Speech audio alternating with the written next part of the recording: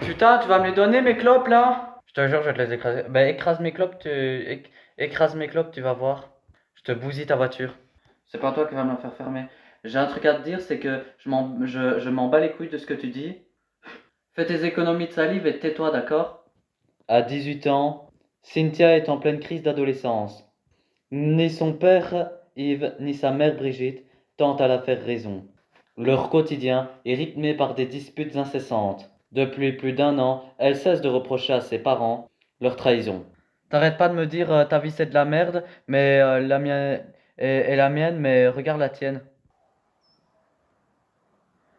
Clément le grand frère, va-t-il réussir à mettre l'autorité face à une adolescente rebelle? Arrivera-t-il concilier père et fille? Clément est le grand frère. Les adolescents difficiles, il connaît. Son enfance, il l'a passée dans la cité ouest de Rochefort. Pendant une semaine, il va vivre au sein d'une famille en détresse. Son objectif, rétablissez les liens entre une mère, un père. C'est cette histoire que nous allons vous raconter. La veille de son arrivée dans la famille, Clément s'installe à l'hôtel. C'est ici qu'il prendra connaissance de cette nouvelle mission qui l'attend. Seul face à ses écrans, le grand frère découvre le quotidien d'une famille qui se déchire. Il est midi à Becherem et comme tous les jours, Cynthia végète chez ses parents. Alors qu'il lui est interdit de fumer dans sa chambre, la jeune fille n'en a que faire. Un comportement qui n'accepte plus du tout Dominique, son beau-père. Ce que je veux, c'est que tu ailles fumer dehors. Et ton lit, tu le fais quand? J'ai pas dormi dedans. C'est pas possible que t'as pas dormi dedans, qu'il faut que tu fasses ton lit. Oh putain, je te parle. Mais arrête de me parler, je t'ai dit. Pourquoi? Parce que tu me saoules là. Elle est tout le temps sur mon dos. Allez, hein. Mais putain, mais c'est bon là. Mais non. Mais non, mais je m'en fous là. Hmm. Mais arrête de rester à côté de moi là, tu m'énerves. Oh, mais putain. Ouais, mais tu fais que ça. Et puis oui, bah arrête de me parler aussi. Bah plus tu continues à me parler, plus je continuerai à dire putain. Déjà, hein, déjà tu n'as pas le droit de fumer ici. En guise de réponse, Cynthia lui souffle la fumée en plein visage. Humilié par cet affront, Dominique décide de lui confisquer ses 3 dernières cigarettes. Putain, je te jure, je vais m'énerver. Donne-moi mes clopes. Donne-moi mes clopes. Non mais je veux pas que tu fumes là. Donne-moi mes clopes. À condition que tu ailles fumer dehors. Donne-moi mes clopes. Ouais, mais elle est finie ma clope là. Et puis je te les donnerai quand j'aurai envie. Bah vas-y, si, la donne. Dans la condition. Mais donne-moi mes clopes, c'est pas toi qui les as payées. Ouais, parce que je te jure, je te les écrase. Bah écrase mes clopes, tu vas voir. Donne-moi mes clopes, non. Donne-moi mes clopes, je te jure, ça va pas le faire. Ah non, non, mais arrête de me faire des chantages, c'est toi qui les as payées ou pas? Non, mais, oh, mais je m'en fous, mais tu me donnes mes clopes là. Aujourd'hui, Cynthia rejette toute autorité parentale jusqu'à en devenir incontrôlable. Mais putain, tu vas me les donner mes clopes ou quoi? Donne-moi mes clopes, je te dis. Déjà, t'as pas à taper sur les affaires, gna gna. Et t'as pas à faire des injures comme ça pour un paquet de cigarettes. Non, mais je te dis, tu vas fumer dehors, tu vas fumer dehors. Je veux mes clopes, c'est tout. Putain, mais vas-y, mais tu m'énerves là, tu me prends la tête là. Après un tel chaos, Cynthia part s'isoler dans sa chambre afin de se calmer. Encore une fois, elle a été trop loin, beaucoup trop loin. Trop de colère vis-à-vis de son père. Tous les jours, les parents travaillent dur sans jamais avoir une seule seconde de répit. Mais comment cette famille a pu-t-elle arriver dans de telles situations? Pour ça, il faut comprendre leur histoire de couple, à peine croyable. Tout a commencé entre le couple par un coup de foudre.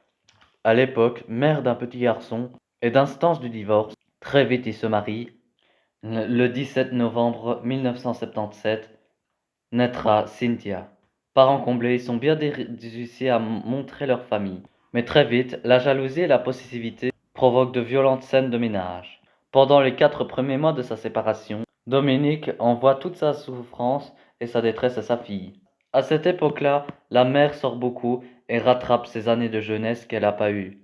Et comme toute attente, un an et demi après la séparation, la mère et Dominique se remarient ensemble une deuxième fois. Et les parents, enfin heureux d'être retrouvés, délaissent leur fille. Cynthia souffre en silence et pour elle, son père l'abandonne. Livrée à elle-même, elle rentre de plein pied dans l'adolescence. L'année dernière, Cynthia a reçu un diplôme du service à la personne et se refuse à entrer dans la vie active et passe ses journées à ne rien faire. Ah, faire un week-end de 12 mois. Elle veut travailler? Ben, elle veut pas. 12 mois, c'est pas possible, hein, j'ai pas de trucs à faire. Je voudrais pas essayer de rentrer dans la gendarmerie aussi, Mais c'est pas maintenant. Ben 12 mois, réfléchis un peu dans ta tête. C'est la semaine prochaine, j'entre en gendarmerie. 2 mois, 1 mois, et mon examen de aide-soignante, ça passe quand? Ben mêle-toi de ta vie, t'occupe pas de la mienne. Moi, je travaille, bravo. Ben tu me saoules. De toute façon, tu sais que dire ça, tu me saoules. Ben oui, tu me saoules, tu me gaves depuis tout à l'heure. Tu critiques ma vie, mais ta vie, elle est pas mieux que la mienne. Tu n'arrêtes pas de me dire, ouais, ta vie c'est de la merde, mais regarde la tienne. Ouais, ben, tant que j'ai pas la même vie que toi, je m'en fous. Ouais, ben, toi, t'es peinard, parce que moi, en 13 ans et demi, je travaillais, hein. Ben on n'est pas à la même époque. À 13 ans, on n'a pas à travailler maintenant, hein. Ben, ça fait. Ouais, ben, on n'a pas le même âge, on n'a pas la même époque. Franchement, c'est dommage, c'est dommage. Oh, tu m'énerves, tu m'énerves. Ça fait combien de temps là que t'es dans ma chambre, tu me saoules, tu me gaves. Je te dis, tu me prends la tête. Regarde, de toute façon, il est 4h15, je vais me barrer. Donc, tu peux partir. Ben là, je te parle, Mais je m'en fous de ce que tu me parles. non, mais tu dois être grand. Je m'en fous, je m'en fous. Non, mais tu assumes, mais je m'en fous, mais tais-toi. Et le peut les rendez-vous, mais tais-toi. La journée se poursuit, mais l'ambiance à la maison reste toujours la même. Ouais, ça, bah, de toute façon, une couche. Ouais, tu sais que je m'en foutais de ce que tu disais. Eh, bah, tu n'aimeras ça, hein. Ouais, mais je suis pas ta Conchita non plus, bah, t'es rien. Non mais oh, tu me dis t'es rien, mais ça va, hein, tu vas te prendre une tarte, hein. Tu demanderais pas un peu d'argent ce matin? Ah bah ouais, bah j'en ai pas eu. Ouais, ben moi, Bah ouais, bah maman n'achète rien. Maman est une grosse radine. Maman, elle va chez ce coiffeur, nique sa race. Et Cynthia se démerde, elle paye tout toute seule. Maman fait ci, maman fait ça. ouais, ben maman travaille, Anaïs ne glande rien, et je travaille toute seule. Je vais trouver un boulot, ben ça sert à rien. Et ta tronche, ça ressemble à quelque chose? Tu sais bien, 300 € pour faire des conneries pareilles. Qu'est-ce que ça peut te foutre? C'est ton argent, le mien? Attends, qui est l'argent? C'est moi ou c'est toi? C'est moi qui a payé. Non, bah tais-toi, bah, c'est ta grand-mère qui t'a offert. C'est elle qui t'a donné, c'est pour ton examen. Bah t'es débile. Ouais, je suis débile. Oh bah tu sais, hein, moi je suis une abruti, je suis un con, je suis tout, moi. Oh non, Bah toi, t'es vraiment un me saouler, toi. ouais, bah moi je suis pas ta copine, je suis ta mère, bah j'ai remarqué. Ah, tu nous as dit tout à l'heure, t'es une fausse merde. Tu l'as traité d'enculé, je suis désolé, ça se fait pas. Ah bon, je m'en souviens pas.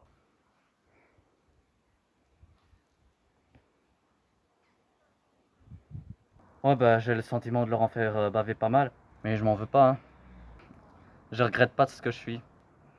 Parce que ils m'ont fait souffrir, donc moi, j'ai fait souffrir à ma manière. Et pas longtemps la pizza. Oh, c'est bon, je connais très bien le temps pour cuire une pizza. Ouais, bah c'est juste un concept. Bah, ouais, bah c'est bon. Bah, elle est cramée, hein. Bah, je t'ai rien demandé, c'est ton problème. Mais l'adolescente ne va pas s'éterniser à table. Dans moins d'une heure, son petit copain vient la chercher. Les parents ne sont pas au courant, mais elle ne compte pas passer la nuit chez elle. Et tu crois que tu vas sortir comme ça tous les jours, toutes les nuits? C'est comme ça et pas autrement. Bah, j'ai pas besoin de volonté à personne, hein, je fais ce que je veux. Et c'est depuis quand que tu fais ce que tu veux? Bah, environ 2 semaines et demie. En effet, depuis 2 semaines et demie, son petit copain est interdit de passer à la maison. Dominique n'acceptant plus l'impolitesse du jeune homme, il ne veut plus le voir chez lui. Et c'est contre l'avis de son père que Cynthia compte bien découcher ce soir. Et ce soir, hors de question que tu sortes. T'es en train de me faire chier, c'est un truc de malade. Tu fais que de... Bah là, tu m'emmerdes, là. Non, c'est bon. Oh, la pizza sur la tête! Tu dis pas pardon en plus? Non. Je m'en fous. Bah, tu t'en fous. Je t'ai pas donné l'autorisation de partir. Bah, c'est ballot. C'est ballot, mais... Tu trouves ça normal, toi? Là, l'autorité, elle est pas présente du tout, hein. Là, ça vient de me, bah, j'arrive, tiens. Il faut plus de fermeté, là, hein. Quand on dit non, c'est non. C'est dur, des fois c'est dur, mais c'est comme ça, c'est pour le bien de tous. Je te défends d'y aller. Bah, si je te dis que je m'en fous, que tu me défends d'y aller. Bah, y a des fenêtres, hein. Une fois de plus, elle a le dernier mot et décide de vivre sa vie comme elle l'entend. L'adolescente passera la nuit dehors.